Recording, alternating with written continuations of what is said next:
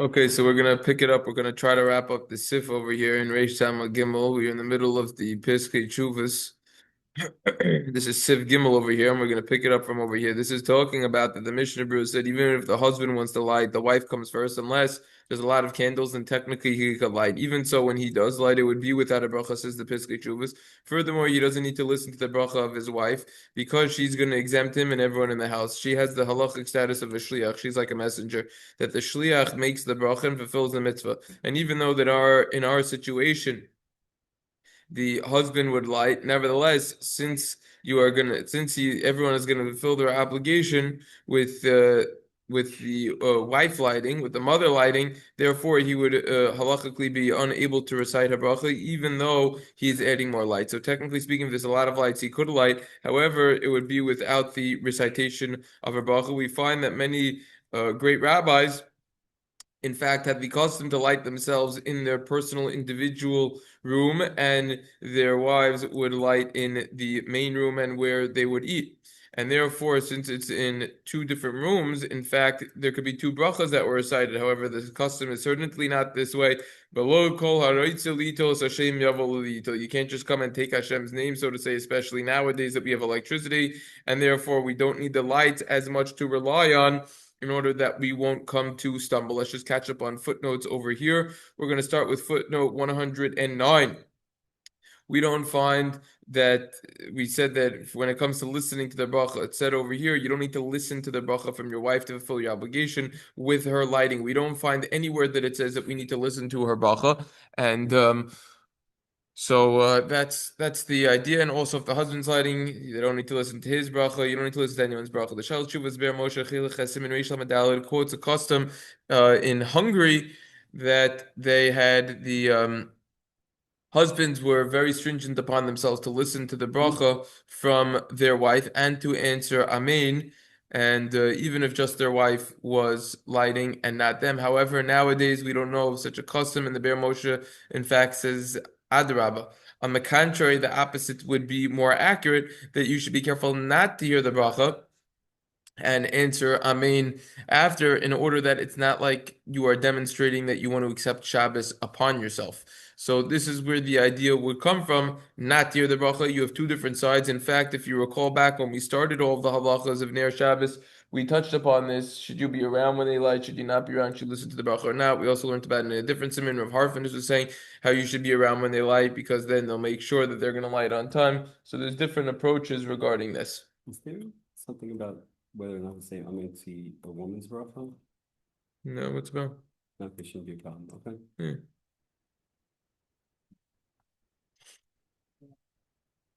Okay, we continue over here. The bracha that the mother is going to make, that the wife is going to make, exempts all rooms in the house. However, if someone has a very personal room and his wife isn't going to be there in a set manner, he is huder line if he's even going to say his own bracha, especially if he's careful to light before his wife, and he should have explicit intention that he doesn't want to fulfill his obligation with her lighting. When he's going to light before his wife, the wife could light afterwards in her own room and with a bracha according to everyone. According to everyone. So when the husband is going to light before his wife, the wife could definitely still light with a bracha afterwards, because the woman would not fulfill his obligation with her husband, and she has in mind to light. Furthermore, a secondary room, which is less important, would not get dragged after a primary room, aka the ikr is going to pater the tofel and not vice versa. The main will exempt the secondary and not vice versa, and therefore the main room is where you are going to be eating. However, without a bracha, he could light, and a bracha should come upon him. Tavolo bracha, pun intended. And therefore, he would light in the other rooms as well. Nowadays, you can fulfill your obligation by turning on the electricity with the intention that it should count for Shabbos in different rooms, because that's what really gets the job done in terms of providing proper light. I mean, I guess the bathroom, you say bathroom's not on, that's for sure, especially when there's no windows in the bathroom. Any room where you're gonna turn on the light, have that in mind. That's what the Moonkatcher did. He actually lit in his own room, but without a bracha, the Moonkatcher Rebbe, which is interesting.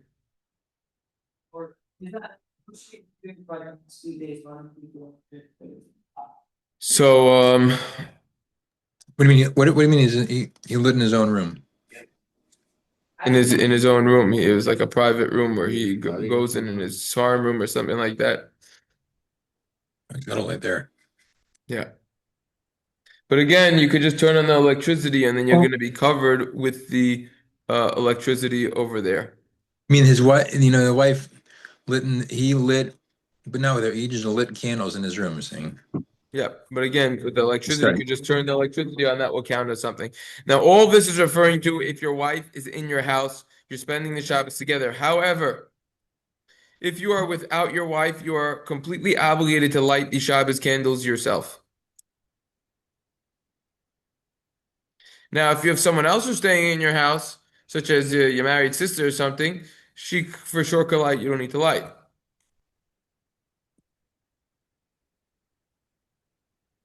If you do want to light, even in that case, you could just have intention not to fulfill your obligation with her lighting.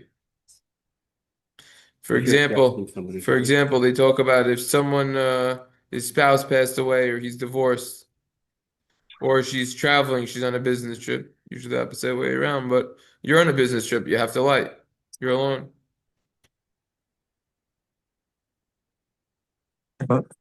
Hmm. Okay, moving right along. We said that it's best that the husband should set up the candles, should fix the candles, the wicks, the oils we learned. That was Rabbi Akiva Eiger. Halakas aner, specifically the halakas done by the wife, not the chachana, not the preparation. That's why it says nidach al and halakas aner as opposed to nidach al aner. This also comes up in the next siman Reish Samach based on the Ramah.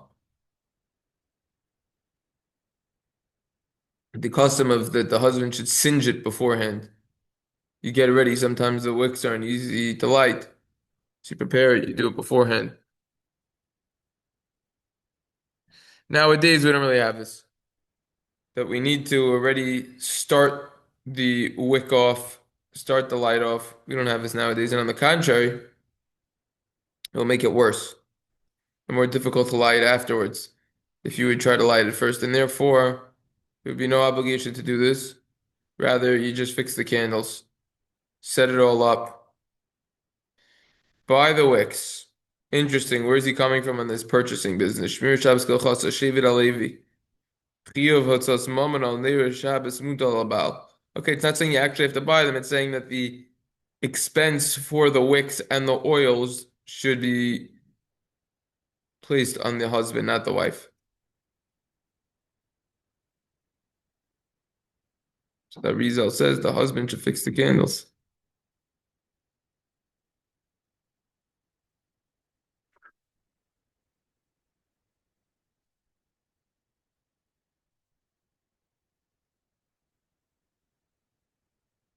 That's the idea over here. Do we say did we say what the earliest you can set up the candles is? Nope. The earliest you could set them up, you could set them up at however early you want. Okay. Yeah. You could set them up how early you want. The lighting is that can't be before Plaga Mincha, which we'll learn about. Yeah.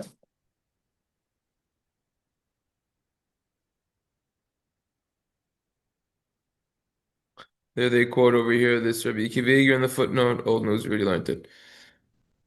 Um, could be that there's a hidden mitzvah of singeing, doing the hivuv onto the candle, starting to light it off. It has Kabbalistic reasons. Okay, yeah. There's an idea, a pretty well-known idea, that you don't blow out candles. It's the opposite of birthday parties. You know, we don't.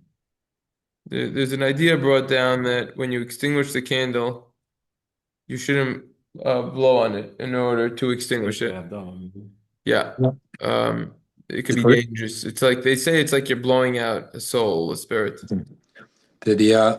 The fancy So kosher restaurants have the sparklers instead of If you have a birthday party, Yeah, you gotta okay, do it. that's the sparklers, but a regular candle on birthday No, I cake, think that's why they have them, right? That's why they have them. probably not. They do it because it's fancier, it looks nicer. Yeah, you think so. It's Yeah. more fun.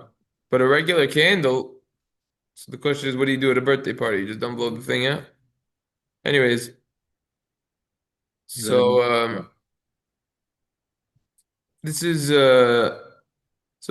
so let's discuss something over here. For no 124. It's Kabbalistic reasons to singe. Um the Sanzer Rebbe says this will fix Pagam Habris. Okay? I guess that's referring to Zerulavatala. Svarim say it fixes the Cheta Egel. Okay? Who says that you shouldn't blow out the candles? The Kolba, Chupas Eliyahu. You do it with if you blow it out, Dama Baroishim, Mipnei Shenichva. Not a good thing. Say Ben Ish Chai in the name of the Arizal. Says it. Shamas Chaim. It's fitting to be careful. There's a Kav Chaim in your day and the halachas of Sakana. Simin Kuf Tez Zayin.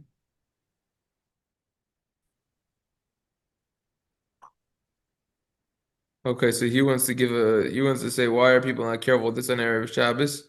Because Shomer Mitzvah lo yidid davara. Someone who guards mitzvahs won't know of something bad. It's a pasuk in Koheles. When people do, sometimes you can go like that with your hands to blow it out. So you put it out with the Water? yeah. Yeah, but if it's a wick. Mhm. For Havdalah, we learned some dip it in the yayin. Some said otherwise you don't spill yayin down. It's Obviously, there's a waste Al of Tashos according to everyone. You could bring it to the sink, do it under the sink. That's what my grandfather used to do. He said it was healthier because you don't get all the smoke after. Depends on the thing. You go like that, it goes out pretty quick. Then you don't need to get up to another room and bring it to that room if you do. What he ran under the sink? Yeah, you can run it under the sink. You can cover it. Yeah, anything you want. I Just do don't that pretty just quick. don't blow it out. It's I don't know what all these rabbis would say about birthday cakes. Just don't know. Yeah, I think that's really why they have it. I'm not sure, maybe not. yeah, the pasta, whatever. What? In Yeah, birthday birthday cakes, cakes. every it's universal. You blow candles, you say happy birthday, Yom Hulad, whatever you do it in your thing, and then you make a wish, and then you blow the thing out. Don't Maybe make a because wish it's a thing. kid. Maybe it's a kid. They don't know any better. The whole you do it with adults also. The whole make a wish thing also. You have to look into that. Make a wish. You put in. I don't know. Is that Just shtus? Italian? I don't know. I Is don't know. I'm saying make a wish. You daven 3 times a day. You wish whatever you want. Talk to Hashem every day. I don't know. Wishing? That depends on where it came from. I don't know. Just a question. I wish. You gotta second guess everything that happens in this world Ooh. and say, is this through Torah lenses or not? I mean, a lot of the children's songs and like the American children's songs are not have very like a dark meaning. You don't need to go to the children's song. How about you go to all these Jewish songs? You know that a lot of these Jewish I know, songs but are taken from non-Jewish yeah, places. but no, but you know, children's. I think You children's know this songs are song? interesting. That's taken from like an Italian type of song. So If you want, I could send you the video. see what they sing. Shai is Googling now. Yeah, See what they sing by Kedusha, by new messages. Yeah, while a birthday party should include Shai, you want to sum up what you typing over here? Basically, it's a pagan custom to have this thing with the candles and the wishes, and that was part of a large article from the OU describing birthdays. That's right. Not surprised. Wow. See, Baruch Shekevanti. I always Well, second they always say thought. the only birthday in the Torah is Paro's birthday.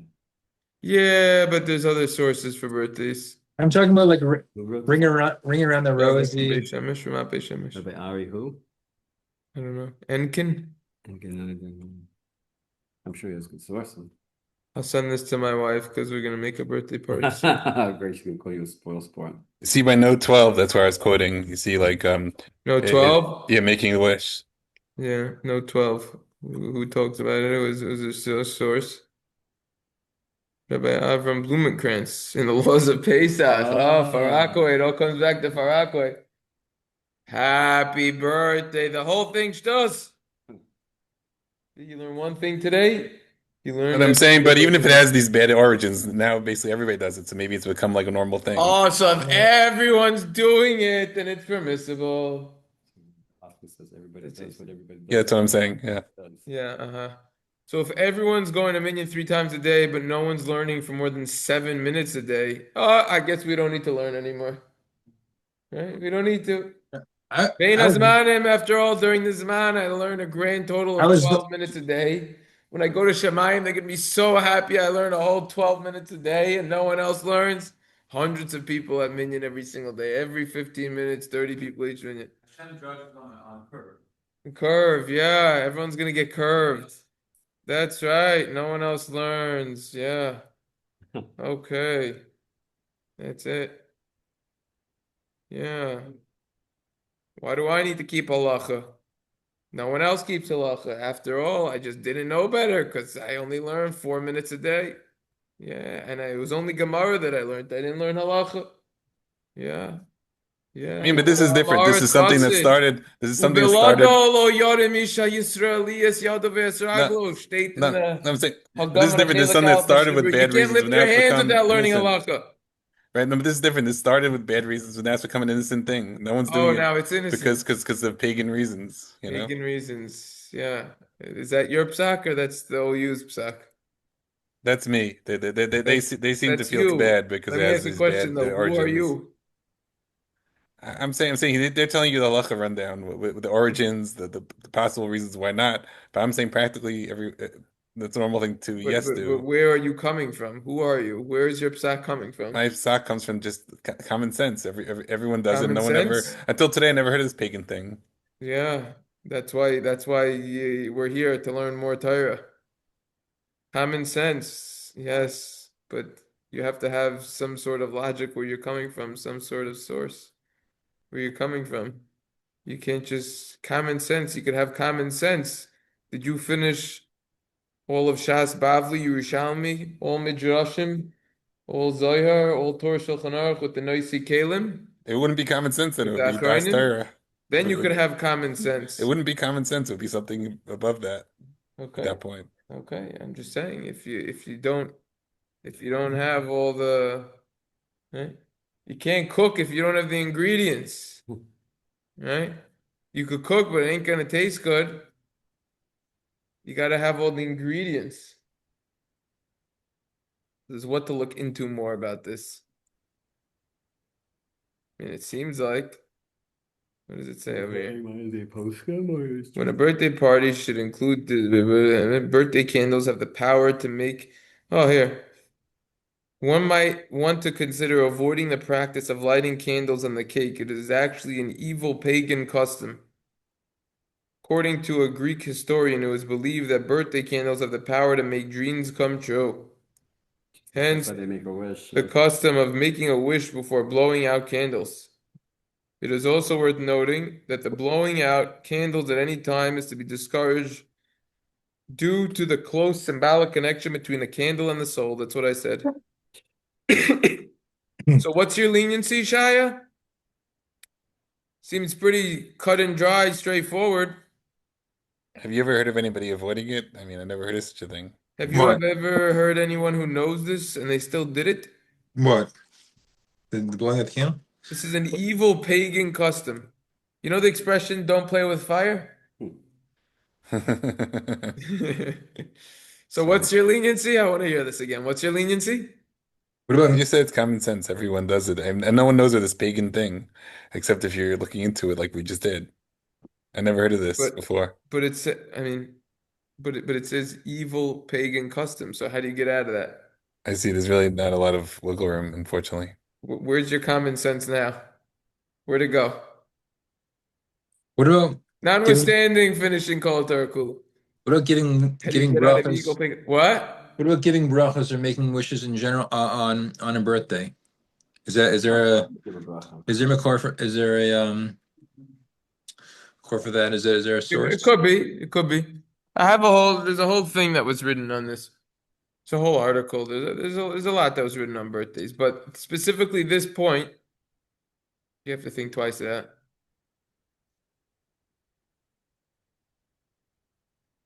I did his research. What? Guy did his research. Yeah, there's a lot on Glad you have birthdays. There's a lot on birthdays. It's not just pyro though. There are sources. It's in the Gemara that they made. Okay, but in the 5 books of Moses, it's not. I think it's only mentioned once by. So much from Torah. Yeah. Yeah, okay. The pyro's over there, but there's more. Then again, the Torah doesn't end at Chumash.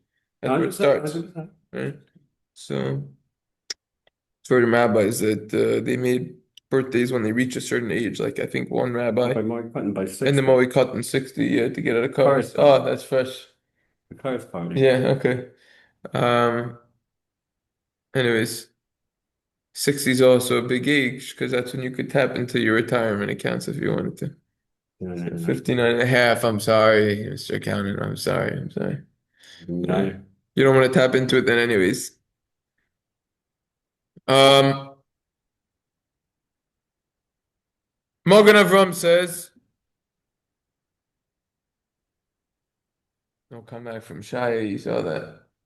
1 second, he was very confident. Common sense, common sense. Now your comments aren't so common, Shia. What? No comment, sorry. No comment. That's it. Look, you gotta think twice. Where did we go? We went to the restaurant. Did they do the sparkles or the candles? I think they did a candle there.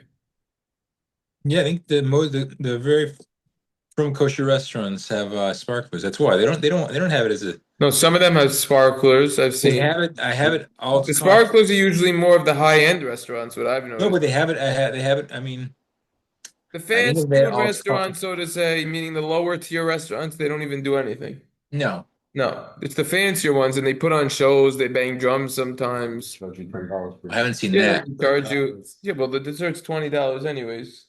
$10. So the experience, you go out. Look. You only live once. You know, if you're just gonna be a cheapo your whole life and not do anything, you're not gonna live life. You have to celebrate in a different and a meaningful way certain milestones. We have our kid's birthday coming up.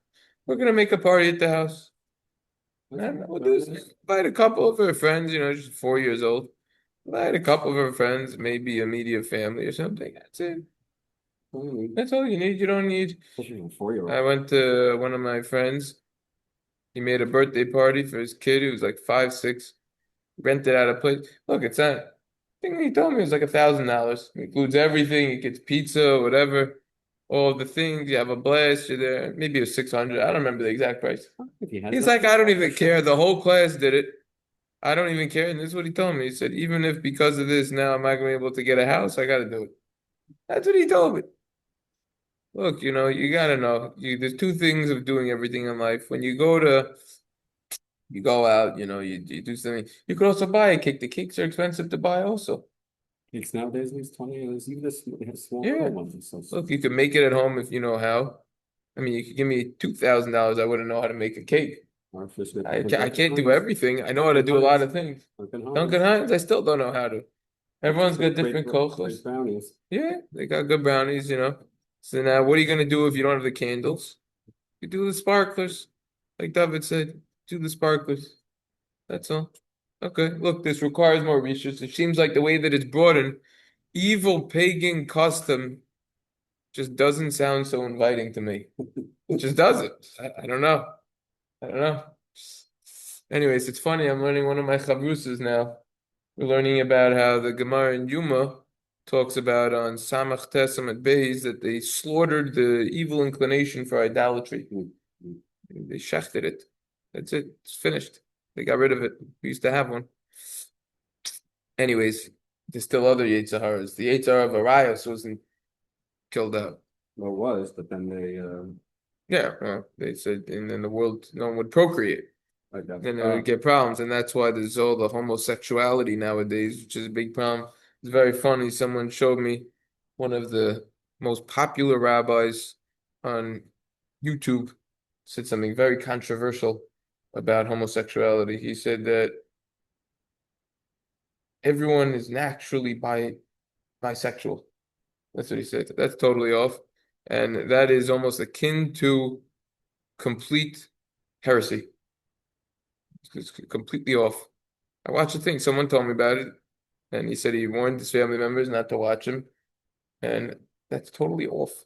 It's a psychological disorder that needs to be dealt with, and it's part of the evil inclination that we still have for our Promise eyes. to say that out loud, you could be locked up. What? Promise you say what the Rub just said out loud, Yeah. you can get locked up. How am I going to get locked up? In Britain, the hate speech, what's it called? They lock people up. It's Lock crazy. people up what, for saying that the stuff is a psychological disorder?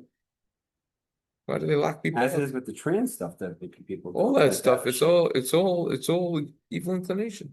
It's all Yetzer Hara. All of it. That's what it is. These people need psychological help. It's not normal. The world was not created in this way, and this is why the Mabul happened. In the time of Noah, the flood came in because of that. That's why the fish weren't affected. The animals on the land, they became homosexual also. They were involved with the Mishka Zachor, so the fish didn't get affected. It was a different zone. Anyways, totally off statements like that. I don't know who he's catering to, and I can't believe it. And someone that says that, I think it could even discredit the rest of the Torah that they say. Because who knows where else they're coming from if they're saying things like that. She go by Asha. Yeah, this is Mayor, I'm saying with yeah. the mayor of Dhaka that he's still owned by him, but you have to guess be already. Yeah, okay. You have to be on that level, and it's not so simple to just learn Right. from something like that. For regular, most people aren't even close to that. No one's at the level of Rabbi Meir. No one. So you have to be very careful from the fact that someone says one thing that's totally off. There's probably more where that came from.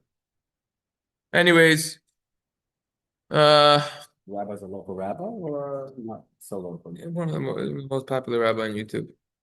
But on the 5 times. No, he's not at 510. He's in Brooklyn. It's talking about if a person, Magen Avram says, his wife is blind. She can make the bracha on the Shabbos candle. She gets pleasure because other people get pleasure from the light. That's what we're saying over here. However, the husband makes the bracha and he lights the candles.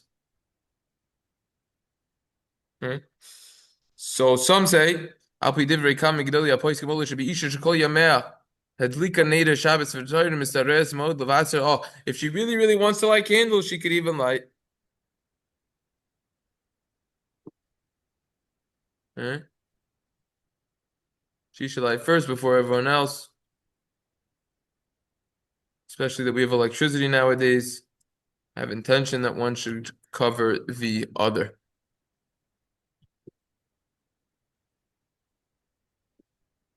All right. Look, this is a story with the blind.